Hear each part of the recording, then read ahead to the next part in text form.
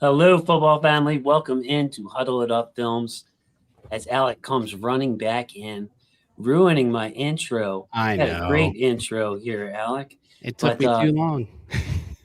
yes, Jesse Minter, the fourth head coach in Ravens history, 30 years of Ravens football, only three head coaches, including our introductory head coach, the former Baltimore Colt, Ted Marchabroda, to get us started, Brian Billick, John Harbaugh, and then today, Jesse Minter, meeting with the local media for the first time. And as you can tell, we have a extremely special guest, honored to be joined by somebody that needs no introduction, but I'm going to introduce him anyway. People look forward to his opinion. He's a legend in these YouTube streets, Oh Mr. no. Alec Paulianis. Alec, how are you Hey. doing tonight? Hey. I knew you'd do something like that. I made it. You'll probably regret having me on soon enough, but maybe not tonight. I figured you'd enjoy that introduction right there. And of course, Debonair Dev Panchois been rock solid for us since the season ended. This postseason, we were supposed to be playing some football, Dev, but here we are talking about a new head coach, and we finally made it today. We got a taste of what Jesse Minter is going to sound like and be like as the head coach. We're going to discuss all the talking points tonight. Looking forward to it. You said it last week. We'll have the coach by the next show, so that's what we're doing right now. And lastly, but not leastly, last but not least, our buddy Ingraven Vids. Not a Wednesday evening, so he could join tonight. Thanks so much for coming on, man. I saw you shaking your head when I was giving Alec his wonderful introduction because you don't do compliments well. If you want to find Ingraven's weakness, just try to compliment him because he's a humble man. Just very important to me in my YouTube journey. So I love you very much, Ingraven. Thanks so much for joining the program. No, man, I appreciate you having me on, man. Looking forward to it. Should be fun. That's okay. There we go. Yeah, Dev is in the club lounge and to show his dedication. Sometimes it's Wi-Fi going in and out. Sometimes he has to connect by phone, but he has That's been here okay. for us. Yeah, he has been here for us. We're going to keep it going. So the first talking point, I don't know if you guys agree with this because it was a very pro press conference to me. It didn't sound like anything hot topic like. It was very business like from Coach Minter. But I did notice a recurring theme. So agree or disagree. It was the connectivity, his ability to connect with people and building a cohesive team. And I feel like part of the reason he was hired was his relationship building. And that's something that I think that we saw kind of fall apart during the end of the John Harbaugh era. Ingraven, I'm going to start with you. It wasn't that things were bad under John Harbaugh. It was just there was some kind of disconnect, and you could kind of tell by some of the pieces that were written by the journalists and all that. And I feel like Jesse Minter, cohesion, connectivity, relationship building, being innovative. Those were like the main themes I heard in today's press conference. Oh yeah. I agree. He kept emphasizing that it's all about team and that they're gonna play for each other. They're gonna work together. And like you just mentioned, he really stressed building relationships. He was asked if you talked to Lamar Jackson and when did you talk to Lamar Jackson? And he answered. He talked about with Lamar, like I have to build a relationship with him. They're obviously cool from before and from right now, but he said their relationship has to grow, and that's going to take time. And that's something that he just continued to emphasize throughout the entire presser about relationships, about cohesion, like you mentioned, and it's just about the whole flow of the team and really the camaraderie of the team too. Like you just talked about with John Harbaugh, it did seem like there was a disconnect for the past couple of years, really. And I feel like with Jesse Minter, what they look for in him, and they did talk about it too. They talked about leadership. They said they want somebody who can come in and be a leader. But I feel like the Baltimore Ravens, with hiring Jesse Minter, they're trying to fix all those loose ends that happened with John Harbaugh. Not that John Harbaugh was all bad, because he wasn't, but they're just trying to fix what was wrong with the team in these last couple of years under John Harbaugh and see if he can right the ship. Yeah, guys, pick up on each other. I don't want to keep coming back to me because you're all pros. You're pros. Yeah, I would agree with Ingraven about building relationships. It's interesting because that's how you start. When you start, you mentioned it in context with Lamar. We know Lamar is someone that takes some time. He's only known one head coach his whole entire career. So the idea that it takes time to build a relationship, and he emphasized that. I like that. So that's a great starting point. That's an important starting point with your players. And it's something Harbaugh has had for 18 years off and on. He's had different players, of course, to walk in and out of the building, but he had that advantage. So that's something where Jesse knows from day one, ground zero, I got to start here. Yeah, I'll just say that it was a pretty buttoned up press conference. I did appreciate some of his, I don't know, like values that were kind of pointed out, and you're pointing out this team cohesion one. I think that's a big one.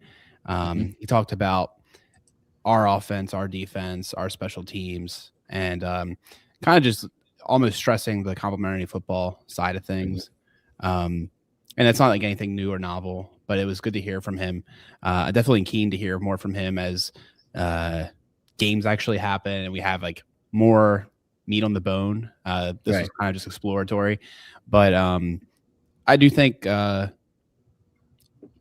said that he very much impressed them during the interview process, and I can understand why. I mean, he just seems like a well put together guy, and I'm really keen to see what he does.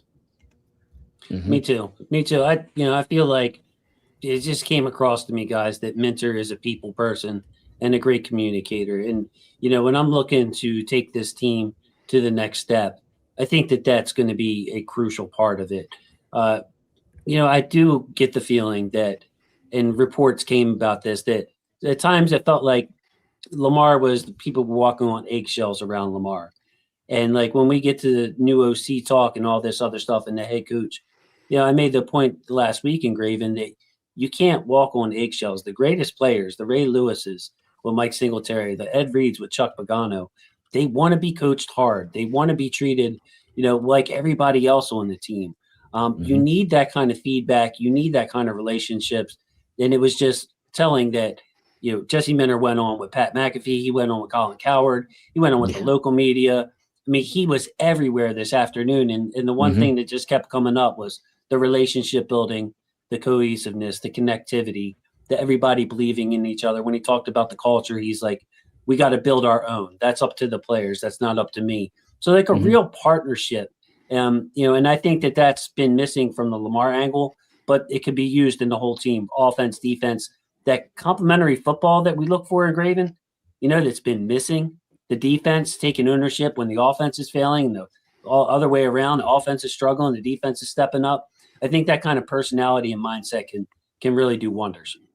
Oh yeah, for sure. Because it's never just one side of the ball. I do believe if we did have to choose a side that has been performing at the lowest level out of the three, then it would certainly be the defense. That's why I wasn't mad at this hire at all, because so many Ravens fans have continued to complain about the same thing year in, year out. Obviously, the past 2 years in the regular season, our defenses have been historically bad. They've gotten off to historically bad starts. This year was without Matabike. Last year was with him, though. So it's been more than just Matabike, but they've been really bad. They have had these nice little streaks here and there, but overall they have been really bad. And then when you look at the playoffs, even when we do have a much better defense, they just fail to just get the ball back. They fail to force turnovers, and we keep getting reminded every year, every playoffs, annually, how important it is and how crucial it is and how helpful it is to have a defense that can get the ball back for you. Not only just force stops, but actually force turnovers, because it sets you up in nice field position. It gives you a shorter field. It just makes life easier for the offense and just makes life easier for the entire football team. So that's what we hoping. That's one of the things we hoping Jesse Minter brings to the Baltimore Ravens, a defense that can just have some life to them again, have some toughness to them again. I know my guy, David Andrade, he had asked a question to Jesse Minter about the identity. Like, what do you think the identity of this team is going to be? And Jesse Minter said physical, tough, relentless, and together. So again, he continued to emphasize that cohesiveness in like just about every answer that he replied to. He let us know that how just important it was. But then one thing you said about him, he just seemed very cool, calm, and collected, which he did. And there's a big difference, in my opinion, between confidence and arrogance. And I feel like with Jesse Minter, he was calm about it. He wasn't yelling and screaming and all that. He was very calm, but he had all the confidence in the world. And there was even, especially as like a defensive coach and a teacher, and the way he talked about how they're going to practice together in Ingraven and set the standard of practice and technique as something I think that I'm going to highlight a little bit later. But you could tell, like to your point, he's not a cocky guy. He doesn't come off arrogant. He's very humble to be the coach of the Baltimore Ravens. He knows what kind of he talked about coaching the best player and how rare it is to have a 2-time MVP quarterback job opening, and not going to a rebuilding team. I mean, it is pretty crazy, Alec. I want to give a shout out to Samuel Moore. Now, poor Samuel last week worked a 12-hour day and was trying to say the word hardball, and his phone kept translating it as horrible. So he said that Mike McDonald, the Seattle head coach, was a horrible guy. So we're all wondering what Mike Mack did out in Seattle. Why is Mike McDonald horrible? He seemed pretty cool when he was here. So poor Sam Ingraven spent $17 in Super Chats trying to say that Mike McDonald was a hardball guy when his poor phone was horrible. So we owe Sammy a rebate here on the show. But yeah, team keep it clean in this football family. Just giving you a shout out, Ingraven. Pretty funny story at our poor buddy from North Point Village's expense there. Appreciate you, Sam. Thank you, man. That's awesome. Mr. James is in here. Great new coach. Let's go. Justin is in here as well. What's up, everybody? Excited about the Ravens' future. Alec, just think about what the vibe would be for a second. Let's take a pause. If we would have kept John Harbaugh, we would have had the same State of the Ravens address as we've gotten the last 7 years or whatever. Yeah, I'm keeping the staff. Maybe we'll make some changes, but nothing imminent. We just need to keep playing our brand of ball. We're going to get over and hear the same messages that we've heard for the last 7 years. Imagine, Alec, how different the vibe would be compared to how it is now. This exciting time, getting an X's and O's guy, an extreme teacher of football, one that Tony Jefferson, Eric Weddle, Derwin James rave about his ability to raise their game. It's just an exciting time, Alec, with the new hire. Sure is. It definitely got to an interesting point, at least in my fan journey, where as this year was going on, I became more and more resolved that I was hoping that we would separate from Harbaugh, and there were conversations of like what would it look like, kind of like you were saying if he stayed, and like my enthusiasm was just going to be so much lower for the team, and it's sad to say because like I it's like a interesting journey, I guess, like as when I first started doing any Ravens content and even frankly until I retired, quote unquote, like I was like a Harbaugh supporter, and I said like good luck finding a better coach if you wouldn't do a redraw. But then I got to the point of like I don't think he's the coach for us right now. I'm not trying to take anything away from him. I'm not trying to say he's a bad coach. I think he sets a really nice floor for your organization. He can get you if you're a lost organization. Maybe the Jets could use him, for instance. I know he's at the Giants, but maybe the Jets really are the ones that could use him. But I think now that we have underachieved and like just kind of flustered, I'm like really looking forward to this new path with a guy that seems very focused about task at hand of winning the championship, being the best team that they can be later on. And I think that's just really exciting for me. And it's got me back on board, so to speak. It's not that I was ever change to be a Seahawks fan, which I am, but I am. But it was just like the enthusiasm was getting lower. I was just like, we can't just keep doing this over and over again. And it seems like they're not interested in doing it over and over again either. So I don't care what it looks like next year. I'm glad it'll be different. There was some fear, but when Bisciotti went up there, I just I felt the tide turn. Like he's seeing it the same way we saw it. And of course, the first question that came up was about like, how are you going to get the Ravens over the hump? I believe Jamison Hensley asked it, but I felt like that was a telltale sign of where we all are. I mean, there's no running from it. This is a very successful team. It has talent. It's in it every year, aside from this past season. So, Coach Mentor, the quote that I'm pulling out here, and I tried not to make the quotes so big this time, Dev, that you didn't strain your neck trying to get above them. But he talked about being at our best late in the season and into the playoffs, and to just build that foundation, Dev, of fundamentals and technique where there's a standard of how we play. And when things go wrong, we can respond to it because we're all thinking the same thing. Something that I saw in the limited time that I studied this Chargers defense, Ingraven mentioned the turnovers. They had more interceptions than they did touchdowns allowed. That's really hard to do. I think that they allowed 16 touchdowns and had 19 interceptions. Getting the pass rush out of Adafio way, getting Tuli to a Pelotu, 13 plus sacks. He's got their guys playing to their level and past their level, using Derwin James.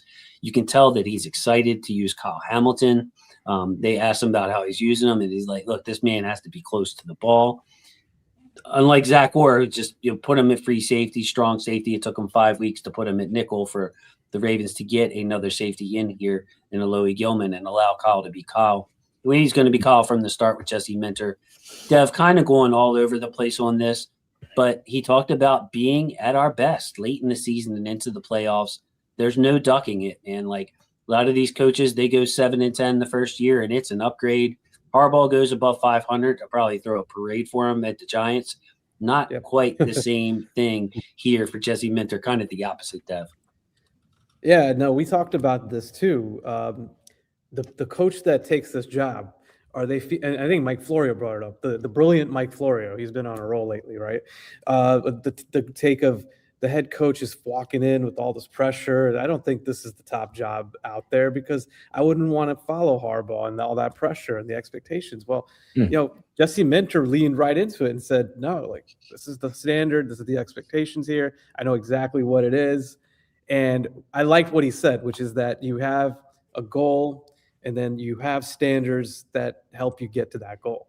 And it was very Belichick-esque, right? Like the response. It was like the way that we practice, the way that we we get into that game is going to help us, it's going to help us propel forward in the postseason is kind of how I took that.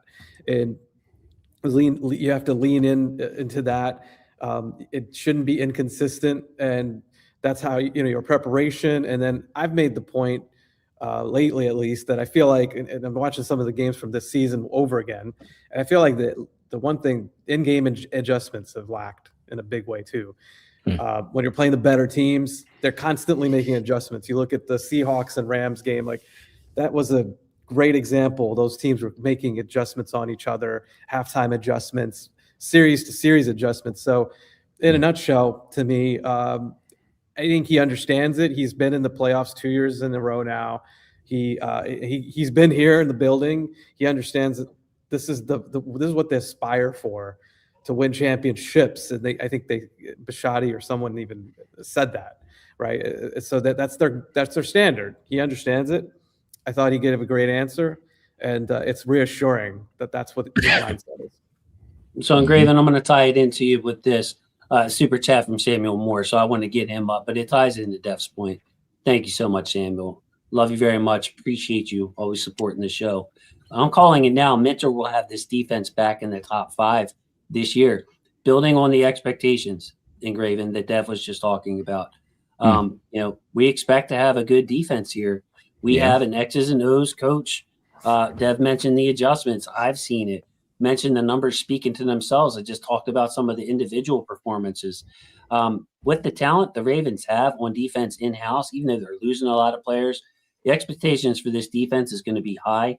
And, I think the beginning of the season, as a side note, is going to be really important. I don't know who we're playing, of course, none of us do. Right. But we have to get off to a better start. It's just been demoralizing starts at the beginning of the season for this defense 2 years running. Mm-hmm. Yeah, that's a good point. I hadn't even thought about that. And then obviously the bad defensive starts have led to just bad starts by this team.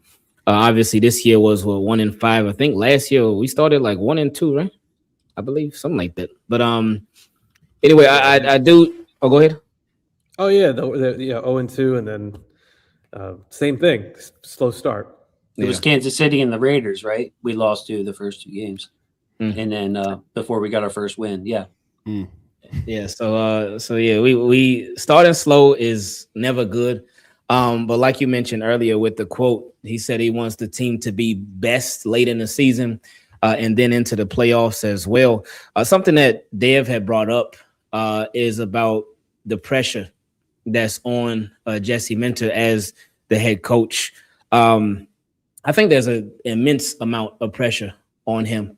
And I think results should be and are expected to happen immediately. I know Steve Bisciotti said he's going to give him a grace period, so he's not going to fire him anytime soon. But I do think that expectations are very, very high.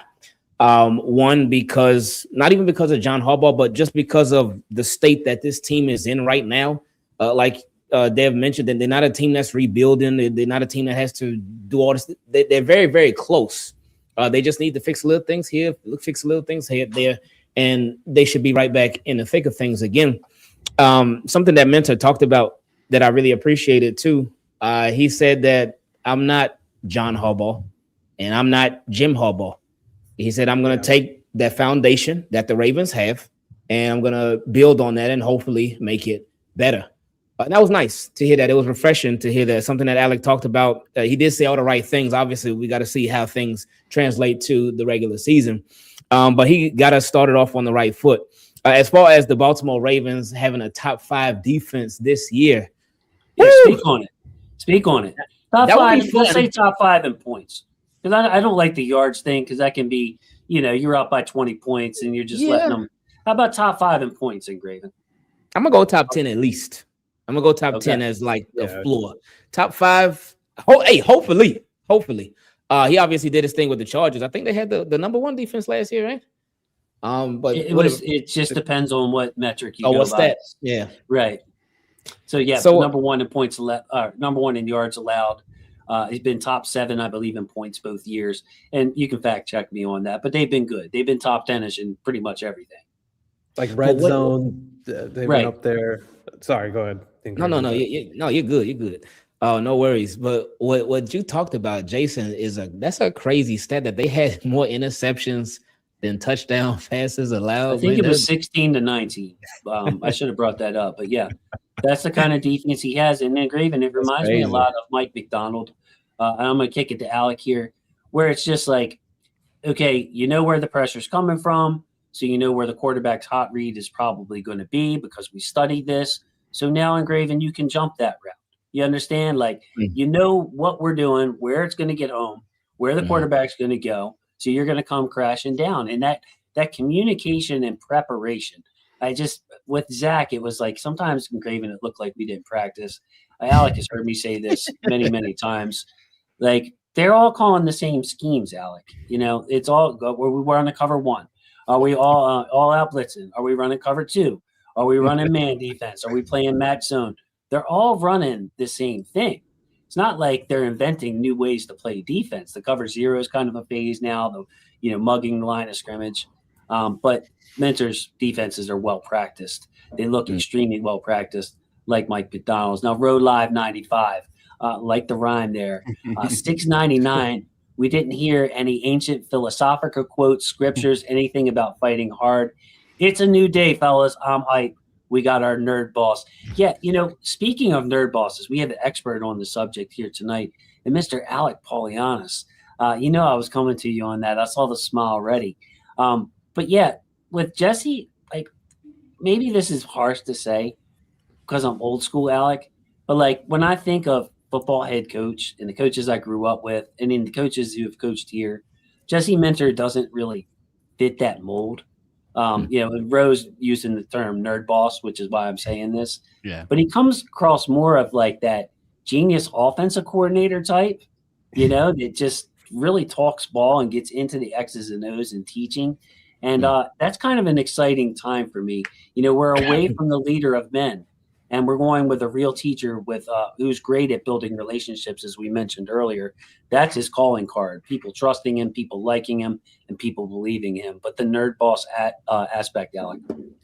Yeah, folks lead in different ways, and I think his leadership style is going to be the respect that he gets in the classroom and his preparation and things of that nature.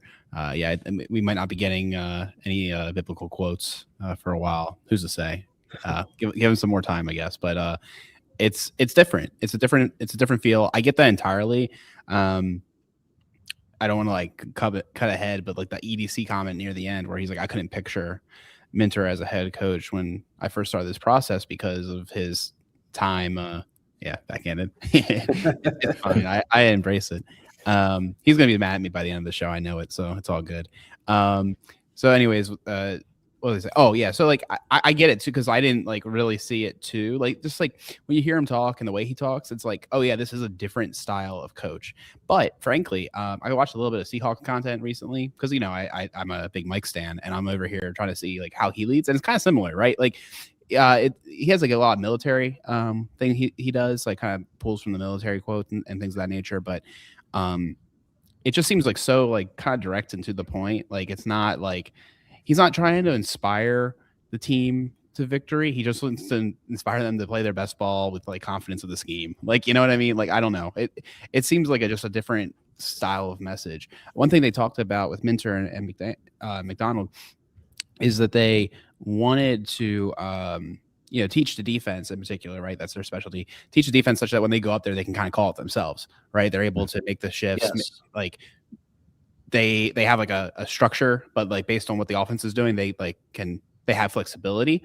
And that's, I think, like goes back to just like they're trying to teach these fundamentals. They're trying to make them so sound that everyone's on the same page. And that's the goal of the defense. It's less about like, oh, we're going to call this correct from the sideline. It's about getting you in the right look to then give you the opportunity to get into get you maybe 80% of the way there. And then the last 20% is the teaching you did beforehand. I don't know. That's right. That's being prepared. Go ahead.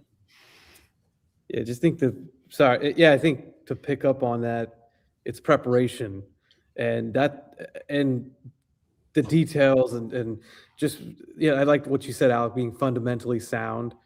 And you can see that in his defenses. Like you watch the Chargers play, they rally to the ball. You don't see too many total misses. And one thing that stood out, I was rewatching the Chiefs game, which was brutal, to be honest. What are you doing, man? And what was I doing? I don't know. I just happened to pick the worst game, but I thought was appropriate coming into this press conference today. So it gave me more appreciation. But I was like, guys were, like two guys were following a receiver. Sometimes three guys were following a receiver. Like their technique was awful, right? Like there was a lot of mistakes in the open field and things of that nature. I just think that is a starting point of, cleaning up those things that it's fundamentals, it's technique, it's knowing your assignments, right? And we have a lot of defenders and Ingraven, you probably talked about this on your show. It's like, how many times did they say they didn't know what they were doing? And then you had eventually the dam kind of broke with the veterans speaking out, and Roquan had this whole like breakdown almost of like how he didn't know why they were making so many mistakes over and over again. And I just feel like this was a group that really lacked. There was a lot of fundamental issues and communication issues and things of that nature. And I think Minter's going to clean that up. And at the starting point, he has to clean that up. Yeah, good defense really calms a game down and gives a team confidence. Yeah, we saw Lamar pressed in that Detroit game when we couldn't stop anybody early. And like, okay, Lamar, we had a penalty or whatever it happened. You missed a throw or something, whatever happened in that drive, it shouldn't be game over. But it just felt like, man, we really got to score all the time. So that good defense gives a team confidence and calms the team down. Now, I saw Heather mention this, and I want to bring in Mr. James's comment too about a defensive coordinator. Talk about the offensive coordinator and defensive coordinator. First, defensively. So I'm going to go around with you guys, and Graven, start with you.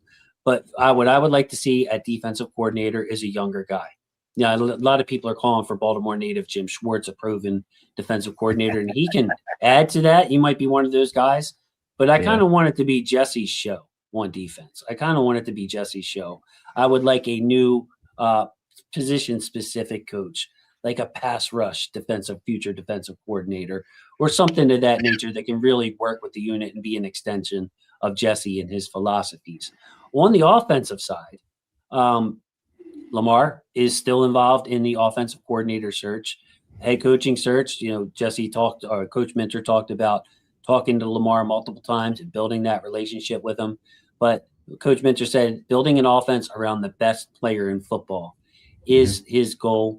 And Ingraven, something I saw him mention on some of the post shows like the McAfee Show, Coward Show, he kept saying that he doesn't want to take away Lamar's playmaking potential to be Superman, to take games over.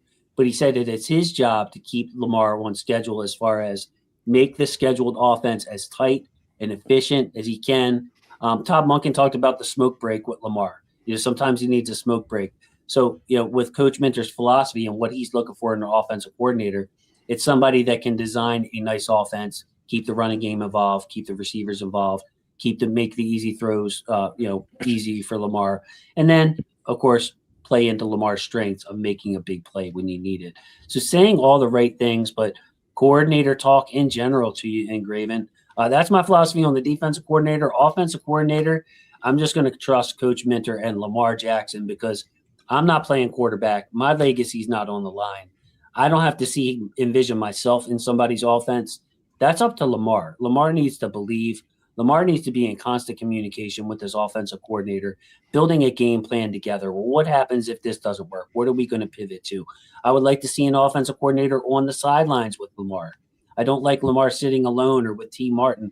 I want somebody who could solution-oriented. Hey, I'm calling the plays, even if the OC is T. Martin. What do you want to do next time, Lamar? Just being in that constant contact and the ownership from Lamar. So a lot to throw at you there, Ingraven. Pick up wherever you'd like, buddy.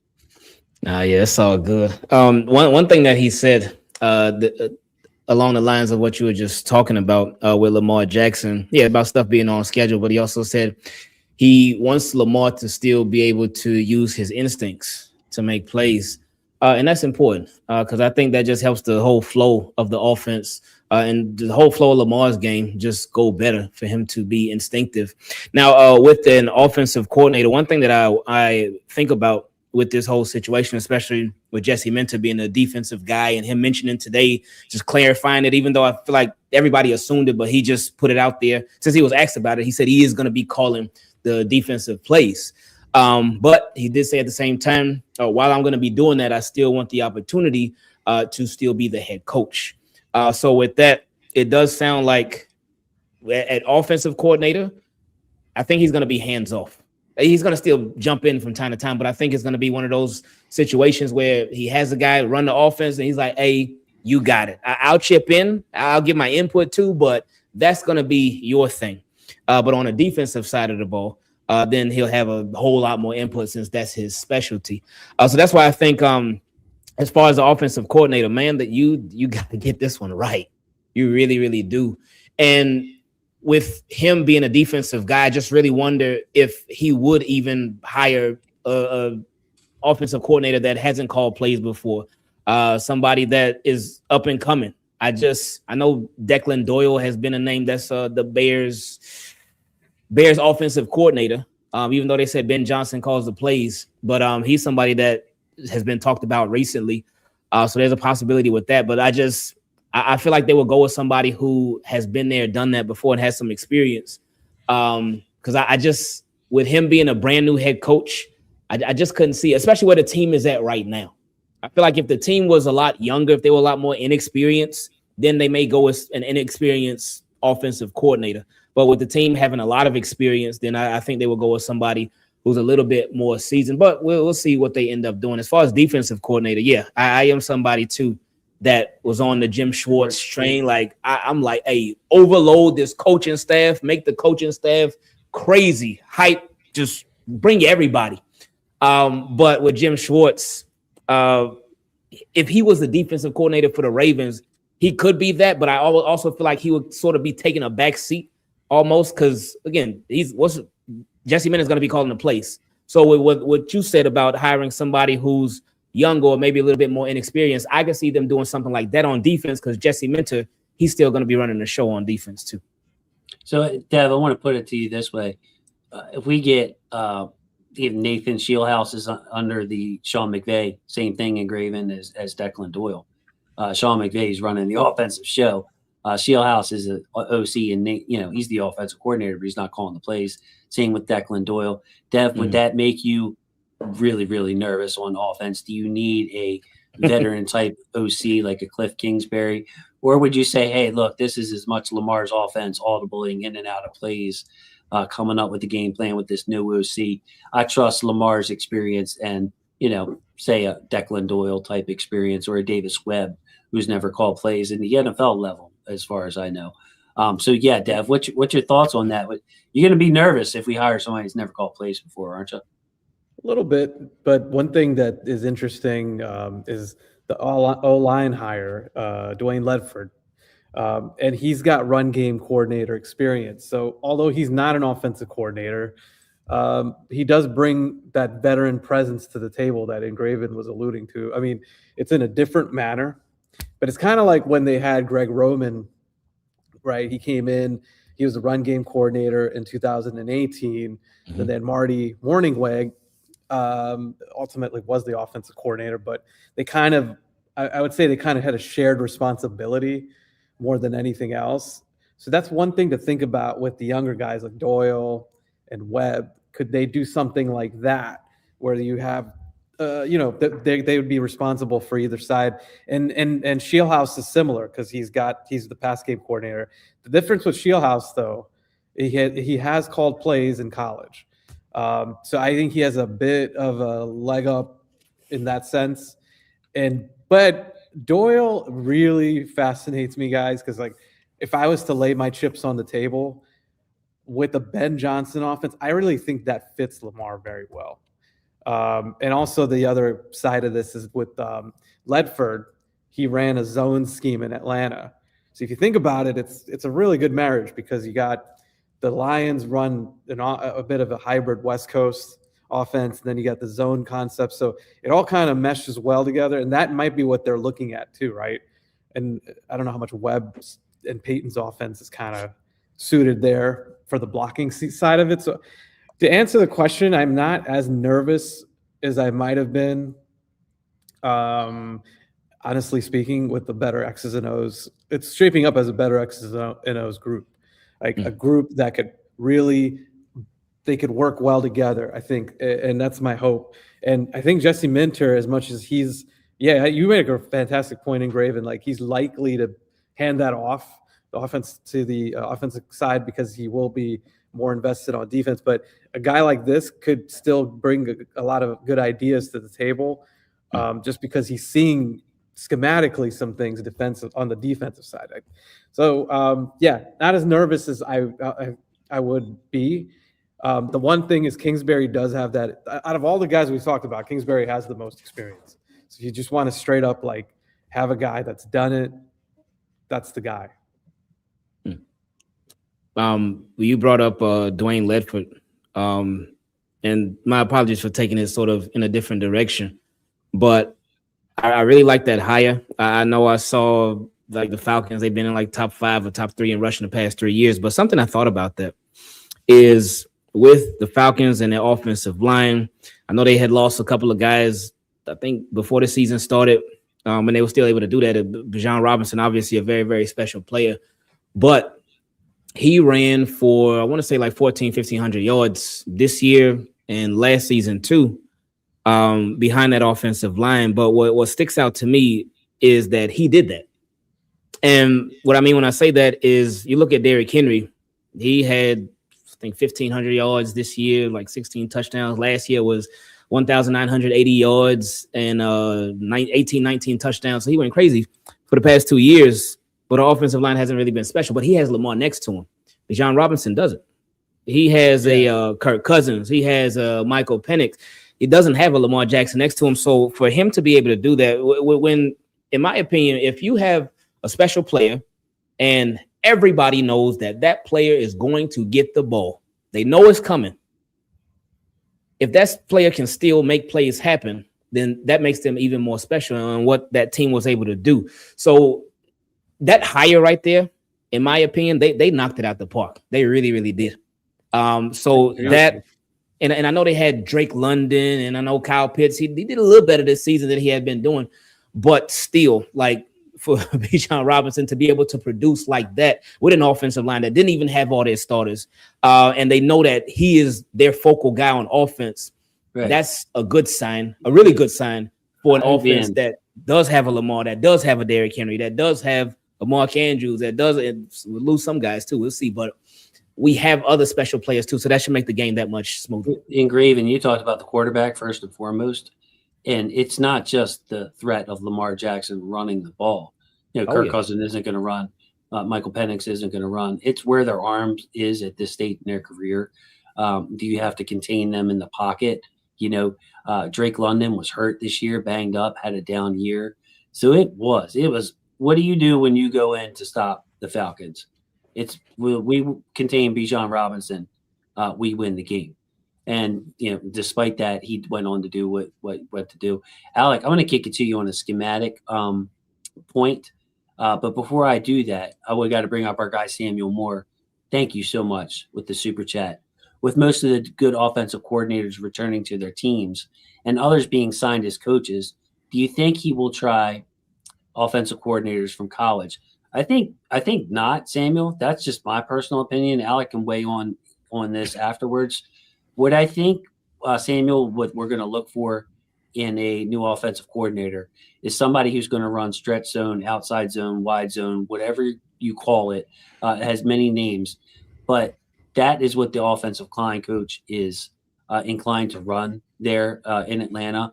And you look at the returning people, if Tyler Linderbaum is re-signed, you will have a mobile player in Ronnie Stanley, mobile run blocker. Check his highlights on the channel. The man can move. Check out how Roger Rosengarten can move. Look at his run blocking highlights on the channel. And Tyler Linderbaum, one of the best run blocking centers in football. To me, Alec, it signals a change to where when we fill these guard positions, we're going to have some guys that can move and have a specific, like the offensive coordinator, where it ties in, is he's going to be a outside zone, stretch zone, like from the McVay Shanahan tree, Arthur Smith type tree, where that's their staple run. We saw it with Stefanski for many years. That's what is signaling to me with this offensive line coach, Alec. And it's interesting that they poached him before they even poached a offensive coordinator. I mean, who hires the offensive line coach before you even know who's coordinating the offense? Yeah, it is a little surprising. I'm very keen on this hire from the offensive line perspective, just because clearly it was a need, and like you were saying, what the Falcons were able to do, it's pretty impressive. Looks good with what the tools they had. One thing I wanted to bring up with play calling OC, this is like half a joke but half serious, is that a lot of these young candidates have done a lot of play calling in Madden. So I think there's more experience nowadays with the idea of calling plays and going through game plans and things of that nature than maybe we give some of these guys credit for, because there's a simulator, for lack of better words, that coaches years ago didn't have. So that it's like half a joke, but I'm kind of also serious, right? You can kind of get a feel for the flow of games. They're faster. You get a lot more game scenarios in your head when you go through that. So I think a lot of these younger candidates that we're interviewing, even if they haven't called plays at the pro level or whatever, they've called plays in their head. And I also bring that up too because Minter brought it up, right? He said that he was playing Madden. He thought to himself he could play. Maybe he could start making some play calls, and then he was able to do it. He shot his shot and did it. So it all ties back to Minter, right? So honestly, I don't have too much more to say about offensive coordinator. I'm keen to see who they hire and better dissect what will happen next. But I do agree with you, Jason, from a zone run scheme perspective.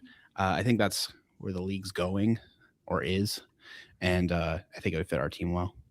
Yeah, and Steve Al right here, he's right. Emory Jones can move too.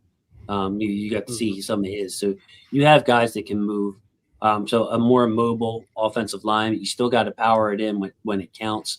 And you can't run sideways on the goal line. There's a lot of power traps, things of that nature. So He proved he can do that in Ingraven with all the touchdowns the Falcons were scoring, again, without the real threat of throwing the ball on the goal line. So, Dev, thoughts on the OC DC, final thoughts on this before we move on to our next topic? Just that whoever they bring in, I do think we hit on this a bit, but Lamar, he's 29 years old now. He's had three offensive coordinators. And I think he will have to have some level of ownership on the offense. And this is a good chance for him, whoever they bring in, to have a partnership with that person. I think there were some behind the scenes stuff that came out. This came out in the reports that were run during the season about Monken not being as collaborative and having a bit of a, I guess, he had a certain stance on things. I don't know to what extent that's true or not. But Monken is an older guy. I'm not an ageist, but he's been around for a while, and maybe that's part of it. Maybe youth is not a bad thing for Lamar. Maybe you can have somebody feels like is a counterpart in building the offense together. It's just something to think about. But a guy like Doyle, who's 28, who's younger than Lamar, it's kind of crazy to think about that possibility. Right. You know what, Dev? Go ahead, Ingraven. Sorry. No, I'm saying I didn't know that. I didn't know that. Yeah, Doyle he's was a that young guy, man. He's really young. He's younger crazy. than Webb. We thought Webb was young. I mean, and Shieldhouse, by the way, looks like he ain't even able to grow the beard. By the way, Jesse Minter, 7 years younger than me, same facial hair. Okay, so Jesse's beard grows in faster than the cheeks. I don't know if anybody else can relate to that. And he's got the gray in the middle, like Dev and I, but the sides are still regular colored, normal hair colored. So I might have to sport the Jesse Minter when we get into the season. Yeah, Jesse and I are the same age, Jason. So don't. Oh hate boy, on hey, don't be playing favorites. I know Dev won't. Something about this quote grabbed my attention. They asked Jesse Minter about keeping his rejection letters. We know Eric DaCosta did this too, where he kept the rejection letters from all the teams and kind of used that as a chip on his shoulder. But he kind of flipped the script on this answer.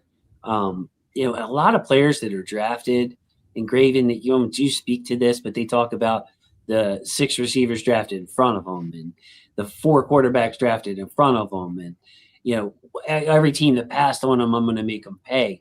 And, DaCosta has that story with all the teams that rejected him, and the Ravens giving him the only chance. Well, when they asked Jesse Minter about him keeping his rejection letters, instead of saying he said at the beginning it was about proving people wrong. But now for him, it's about proving people right, proving the Ravens right in hiring him and entrusting him, a head coaching position that could be his with his age for 20 years. He could have just as long of a tenure as Harbaugh. But I found that mindset interesting just from a human perspective, Ingraven. And we talk about this kind of stuff all the time offline, like mindset. But I feel like that could help Lamar, who's someone who has admitted that he presses in big moments and he tries to do too much at times. And he's calmed down some. But Lamar has had more haters, more doubters than any quarterback I can ever remember, especially Ingraven for everything he's accomplished. And people still question his ability to win in the pocket and all the nonsense. Can he run the play action? Will he see the field after he turns his back to the field? The outside the numbers, the deep throws, all this bull crap that Lamar has had to deal with. I actually think that he could borrow a little bit from Jesse Minter here. And instead of fighting, trying to prove people wrong, prove that you're Lamar. Prove the Ravens right.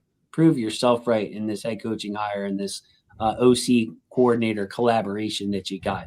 So I found it I feel like Lamar can benefit from this mentality of instead of trying to prove everybody wrong, prove people right. Yeah. And that's exactly what Jesse Minter said. And you talked about the mentality. The mentality of the team previously. They really had identity issues. They certainly did. And they were, I can't even say they were bend but don't break team. And not even talking about the defense, but just the whole team. But they were a bend and then break team. Because I remember, I know Dev brought it out earlier with some of the quotes from the different players, like what Roquan Smith said after the season, but even what Odafe Away said after the first game against the Bills. Ooh. He talked about it. He talked about how, like, hey, we thought we had him. We thought the game was over. So we chilled. We took our foot off the gas, and you know the rest of the story and what happened. And wasn't that Sun article, by the way, Ingraven, talking about how week 1 versus the Bills took a lot out of them because it was like, here we go again. It was at the Baltimore Sun, but I'm sure you covered it on your channel. But there was like doubts creeped in after the week 1 loss. Like, here we go again. And there was an actual quote from Odafe away too, though, which made it like saw that. I said, "Oh my goodness, that was rough." But it showed like it didn't take an article for us to see that that's what the team was. That's what they did because they've been doing this stuff for years. Of course, we all seen the different graphics of the Ravens with a second half lead, only to lose those games. It's crazy because it happened at a historic level. But yeah, like you said, Jesse Minter, he talked about turning that negative with proving people wrong into a positive with proving them right. And yeah, with Lamar Jackson, he ain't got to prove nothing. Something that I've always said, like with Lamar, obviously he got those games where he puts up the beautiful numbers, the 4 or 5 touchdowns and whatnot. He might have 50 to 100 rushing yards. He can go crazy. And that's amazing. We love it. But especially in the playoffs, my thinking would be, all right, in the playoffs, you ain't got to prove nothing. They know who you are. We know who you are. You know who you are. Just go out and win because, say, for instance, the Baltimore Ravens, they played a playoff game. Lamar threw 4 touchdowns, no interceptions, and they lost. Everybody's going to just remember, oh, Ravens lost. But Lamar went out there, threw 2 touchdowns, 2 interceptions, but the Ravens won. The Ravens won, and they advanced. And if they got it all the way to the Super Bowl and he threw 2 touchdowns, 1 interception, had a fumble, loss in the Super Bowl, but they won, no matter what happened, they won, and nobody could ever take that Super Bowl win away from Lamar, away from the Baltimore Ravens as a whole. So my point in saying all that is just they don't have to play prove it ball. Or you just play winning football, play complimentary football, like Jesse Minter kept talking about today. Play for each other, like y'all brought out, and I know Jason, you talked about how you mentioned how sometimes it didn't even look like they practice together. A lot of times on defense, specifically on defense, yeah. With Marcus Williams, I know that was obviously 2 years ago. With him, I first wondered, like, my good, like, how did this guy? Because I thought his first couple of years with the Ravens, I thought he did great.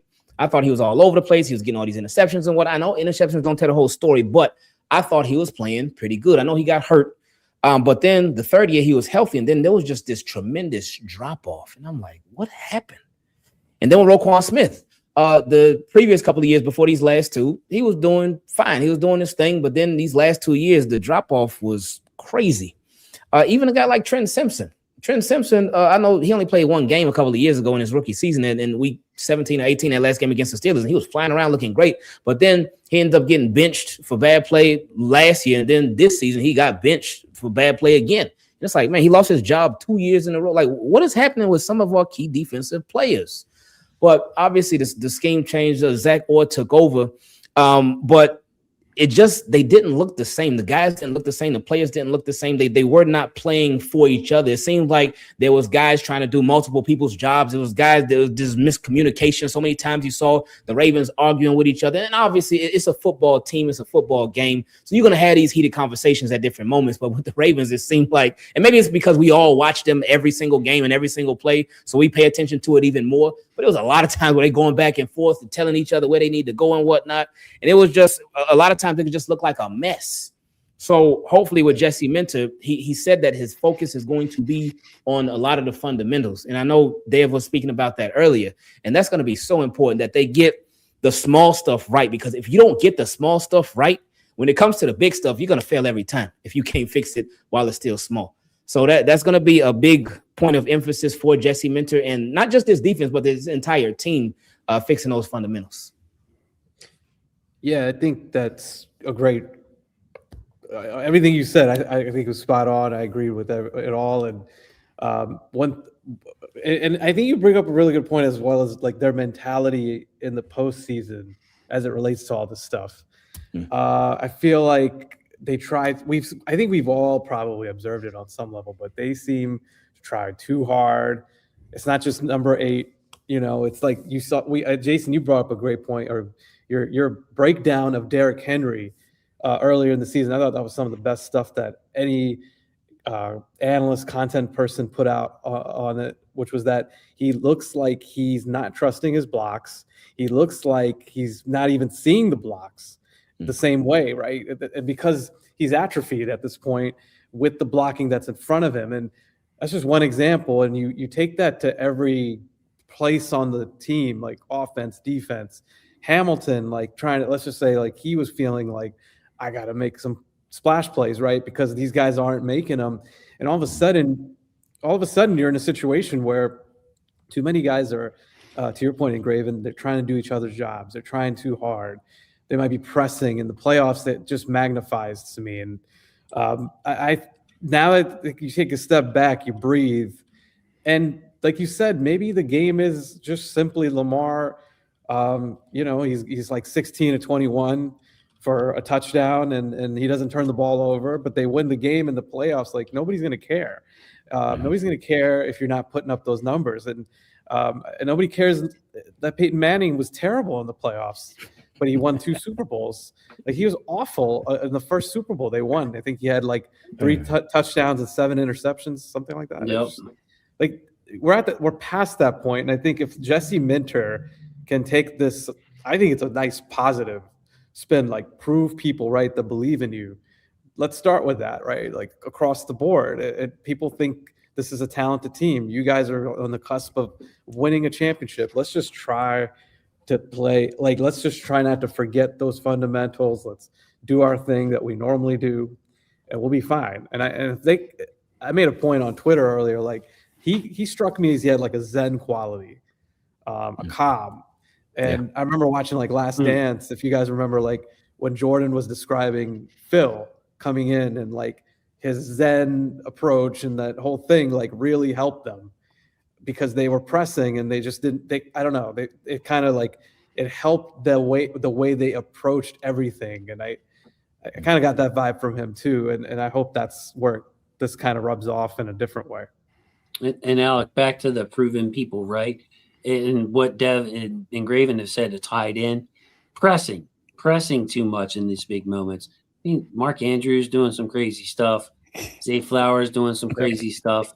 You can't help but to think that this is guys that are trying to do too much pressure. And I feel like any coach that you would have brought in would have been like a reset. Like this is not, Lamar is still here and that's the main piece, but it's a different vibe in the building. It's a different message during the playoffs. But yeah, the prove people right and the trying to do too much. If Minter is anything like the Zen master, Phil Jackson, that would have a great effect on this team because as Jim, man, longtime channel member, love you, Jim.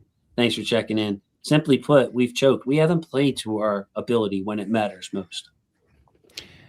Yeah, I agree. I'm definitely excited to see what he brings. I like the Zen thing.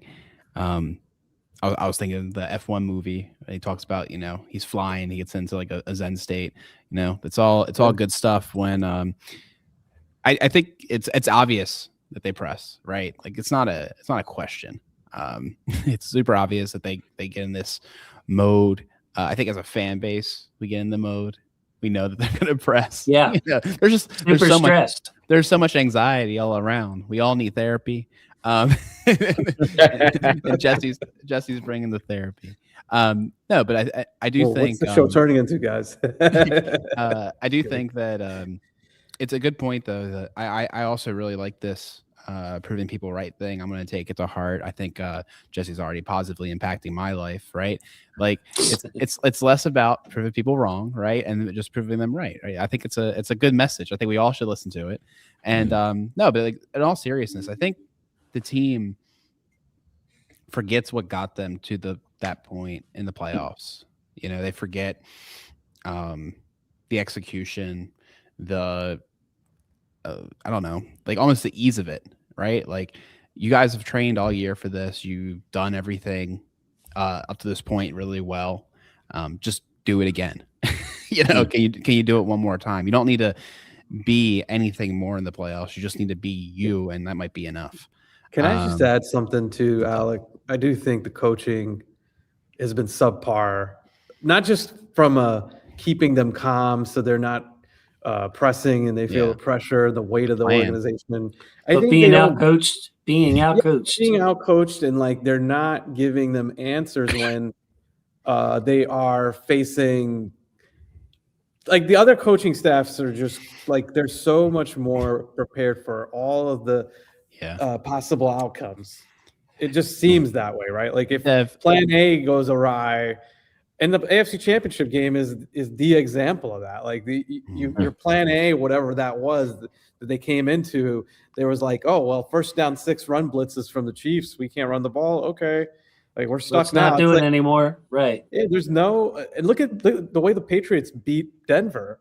I mean, it's a masterclass on just being able to adjust to the conditions. I'm not just talking about the weather. Well, the weather was a big component, right? But like they just said, all right, look, we can't really throw the ball. We're just gonna, Drake May took some runs.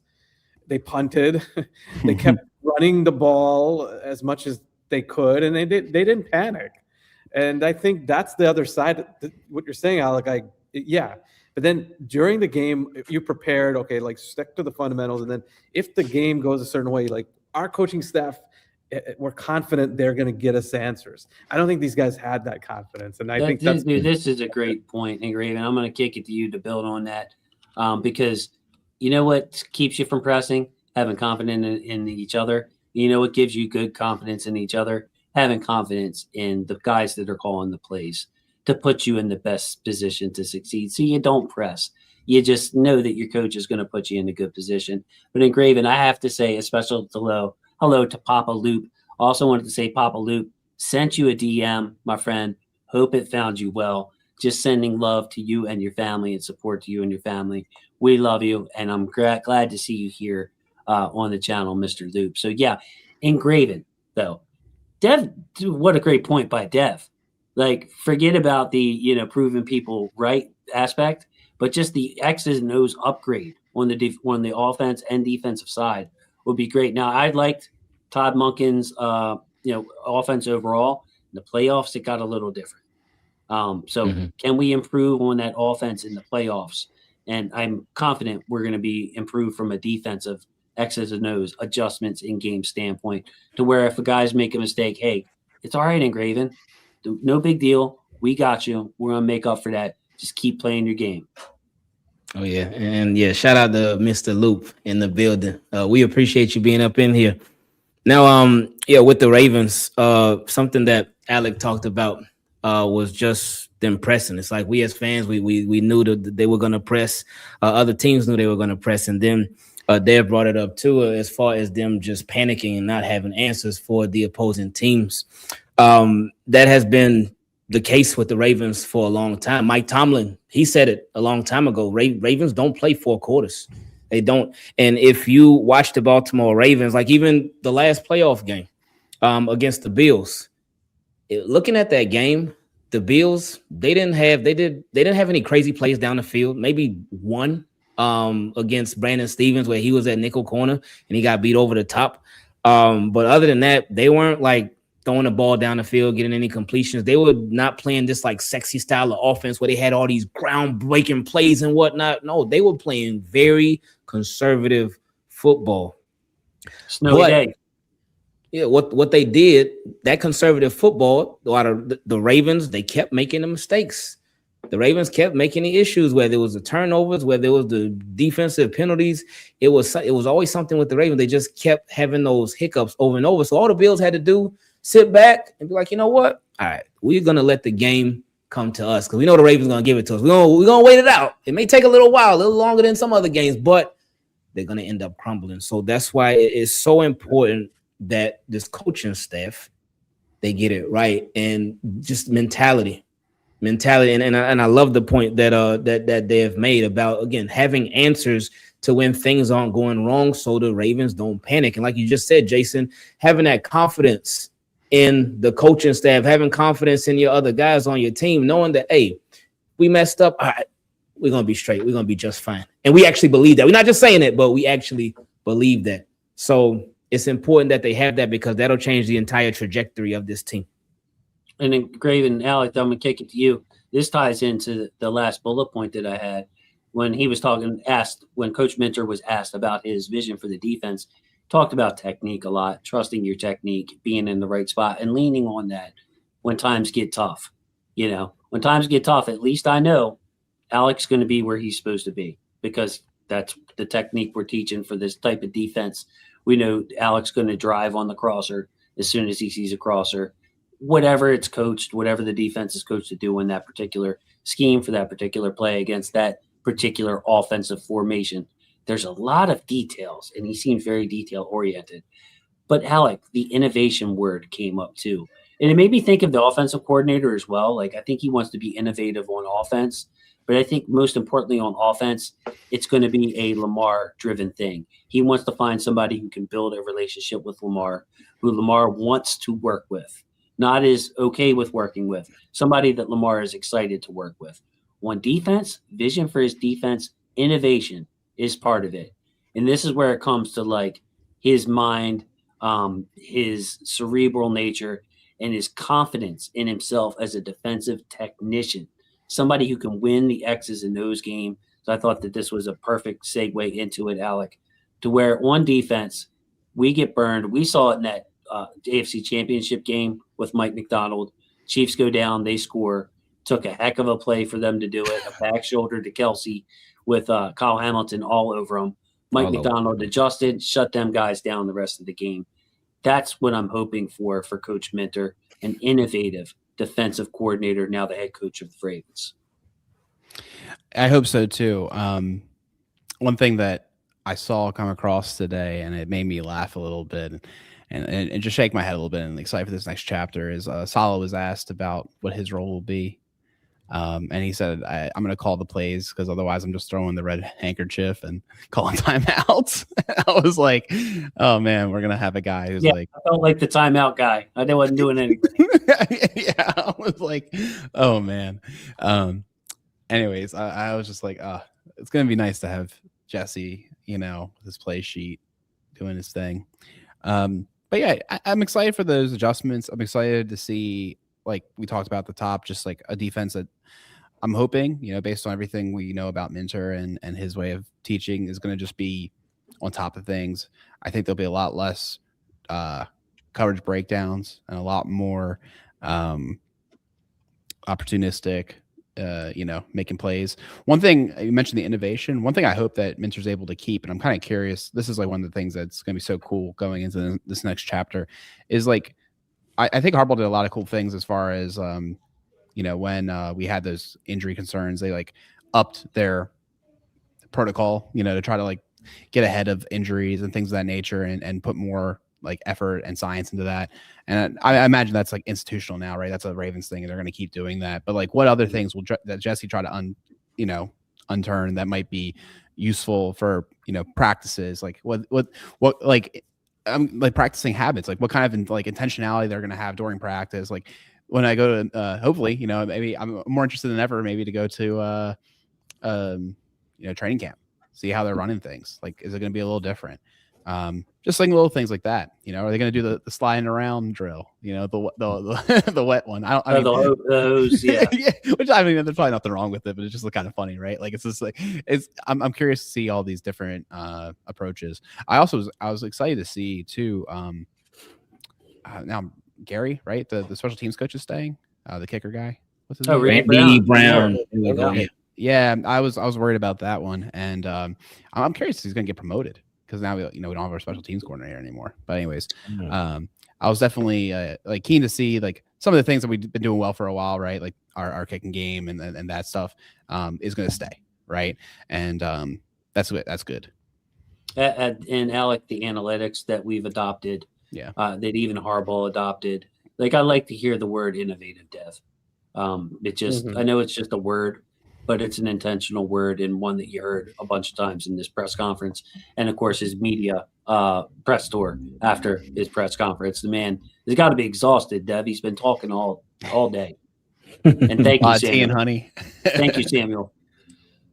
Yeah, I think I do think it was intentional. And innovation to me also is a nod to the best teams that are Seahawks in the Super Bowl. It's easy to make that connection with Mike McDonald. You brought up Mike McDonald, what he did against the Chiefs in the AFC Championship game. But also, like, how many times did we see his game plans and think, wow, that's some different stuff. I remember I was doing battle plans back then, and it was hard to even write battle plans with any confidence in a good way because of the way he would morph the defense every week and like come up with something different. Like, so those are things I'm sure he and Jesse Minter, when they were under Wink, right? Like they were coming up with some innovative things, and that innovation is where I think he's kind of drawing from that on one side. But on the other side, I think he's also saying, look at the top teams. Like the Rams, we know, are constantly pushing the envelope on innovation and innovative things. Shanahan and the Niners, like, so the best coached teams, the teams that really are cream of the crop in that category, I think do that, and they set the bar for the rest of the league. I think that's where we're at now, where we have a coach that actually wants to do that, which is exciting, and takes pride in that. And on the offensive side of the ball too, that was great to hear that it's not a one-way street for defense. He looks at like offense, they need to be there too, because I'm going to just say this, and I think we've talked about it on this channel. I don't know how much you've covered it, Ingraven, on your channel. I just think a lot of it is like, hey, Lamar, go out there and make something spectacular happen, because we are so accustomed to seeing him do everything that he does is never been seen before, and we still saw it in the Steelers game. Like that play that he made, the throw to Zay, where he basically came up with like a schoolyard, like, hey, that's a new one. Yeah, that was a new one. That's a new one. Like he keeps inventing. He himself is innovative in his own way, but like now I feel like they just need to. Well, this is now like in the structure of the offense. Like, all right, like let's come up with these plays. I think that's what Lamar would want, right? Got back to what you said, Jason. Like somebody that he respects, that is X's and O's savvy, that will come to him and say, hey, we just like the stuff we've seen from New England for so many years. Like Belichick would go to Brady and give him some I guess he'd give him some pearls and say, like, this is something I noticed, and they would just talk shop. And I think that's the other side that I see when we talk about innovation, not just on defense, offense too, both sides.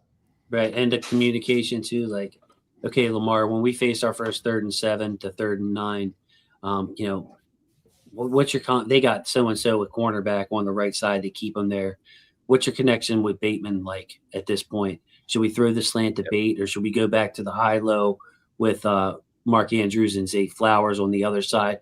What are you feeling? How are you feeling in practice? Like, yeah, the communication and innovation, man.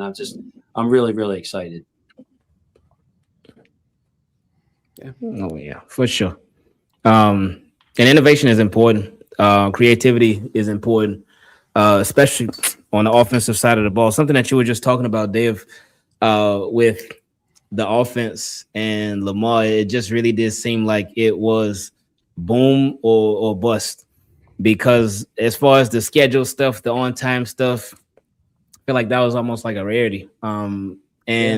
It just seems so many times, because we love it. Obviously, we love the crazy plays. We love Lamar doing this and that. And it's like, oh, my goodness, it's so amazing, which it is.